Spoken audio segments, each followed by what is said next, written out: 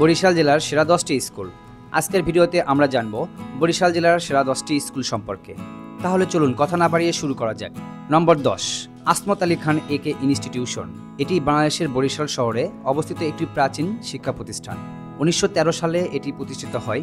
এখানে মাধ্যমিক পর্যায়ে ছাত্রছাত্রীদের পাঠদান করা হয়ে থাকে।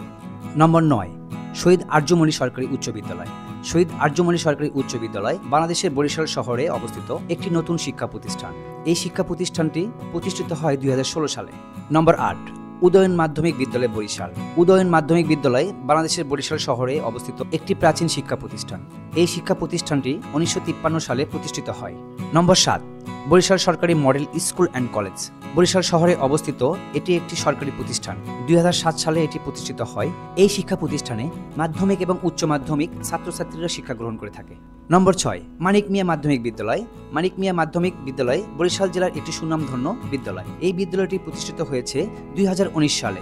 নম্বর 5, শহীদ আব্দুর রব শের নিয়ামত সরকারি উচ্চ বিদ্যালয়। এই শিক্ষা প্রতিষ্ঠানটি বরিশালের একটি সুনামধন্য শিক্ষা প্রতিষ্ঠান।